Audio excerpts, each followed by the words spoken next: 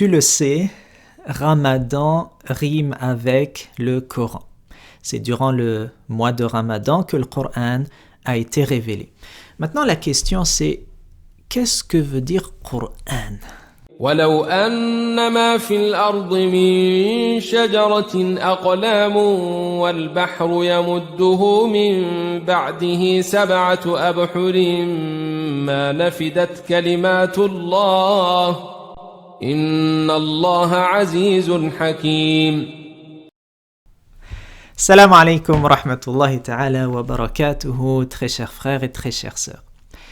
Alors, quand on parle de la signification du mot Coran, on retrouve deux avis qui sont employés. Le premier, c'est pour parler de al-dammu wal-jam', que le Coran, c'est ce qui amasse, qui rassemble.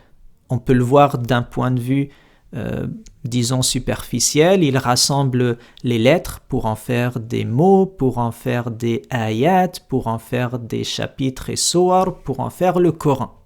Et on peut le voir aussi dans le fait qu'il rassemble les lois, les sagesses, les histoires et finalement tout le savoir dont nous avons besoin. La deuxième signification, c'est que le Coran vient de al-qira'a, at-tilawa, le fait de réciter. On a reçu le Coran et puis on va l'apprendre par cœur. Et c'est une conservation dans les cœurs lorsqu'on parle de le Coran. Et ceux qui font cette interprétation te disent Coran, c'est la conservation dans les cœurs. Al-Kitab, qui est un autre nom du Coran, c'est la conservation à l'écrit. Et donc, je fais la récitation. Le Coran, c'est ce qui est récité à profusion très souvent. Et on pourrait mettre, wallahu a'lam, les deux significations ensemble en disant que lorsque je récite, c'est que j'ai amassé en mon cœur ces beaux versets, cette parole divine, et c'est que aussi, lorsque je récite, j'ai rassemblé les lettres, les versets, les soar ensemble. Moi, ce qui m'intéresse maintenant de vous dire, c'est que le Ramadan, c'est le mois du Coran, et il faut vraiment profiter, que Dieu nous aide, chacun d'entre nous, profiter de cette occasion pour renouer contact avec la lecture et l'apprentissage par cœur du Coran, pour s'assurer qu'on rassemble dans notre cœur cette lumière, cette guidance qui va nous guider, nous sauver à l'au-delà, bien entendu, et aussi dans ce cheminement semé d'embûches dans ce bas monde.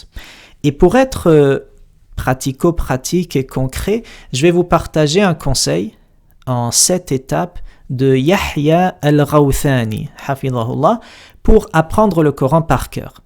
Alors suivez-moi, là c'est très pratico-pratique. Premièrement, bien sûr, il y a tout le préalable, l'intention, c'est quoi tes objectifs, d'avoir un endroit calme, de prendre rendez-vous avec soi, tout ça, c'est des préalables.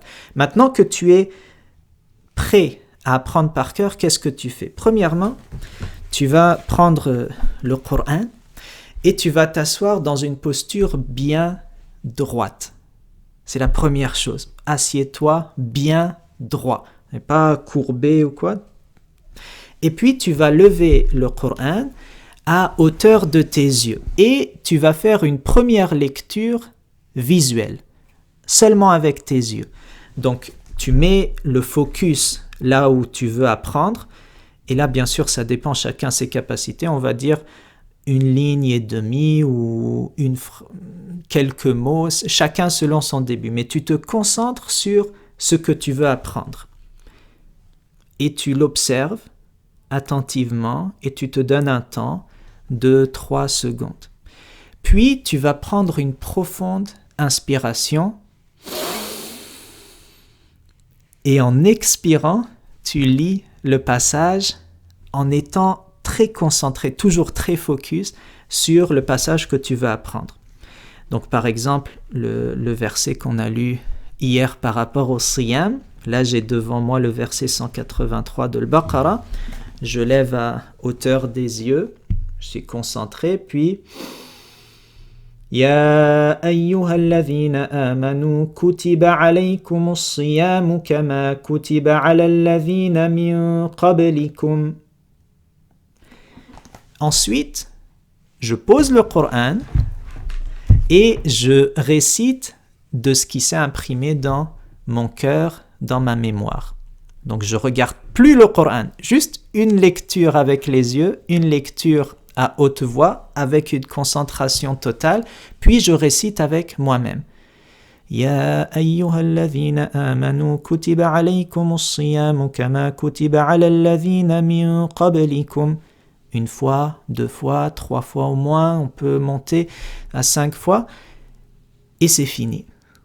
La 7e étape, c'est lorsque tu apprends le prochain verset, tu vas devoir les accoler ensemble. Donc, par exemple, la prochaine partie, je vais lire la'allakum tattaqoun et je peux lire la continuité ayyaman ma'dudatin faman kana minkum et je fais la lecture entre min qablikum, là où je me suis arrêté, et la'allakum tattaqoun, là où j'ai entrepris le nouveau passage à apprendre. Faire le lien. Et ce lien-là, il peut se faire de plusieurs manières. L'important, c'est que ça fasse du sens pour toi. Ça peut être un attachement lié au sens des versets, lié aux mots, aux lettres que tu vois semblables. L'important, c'est que ça fasse du sens pour que tu puisses bien le mémoriser. Voilà, Inch'Allah, une astuce, c'est pas une astuce, hein, c'est un travail qui est une longue expérience qu'a vécu Yahya al-Rawthani et qu'il a résumé comme ça en ces 7 étapes. Que Dieu, Inch'Allah, nous aide à avoir un lien intime avec le Coran. On termine avec la lecture d'un passage de Sourate Al-Isra au verset 105 et 106.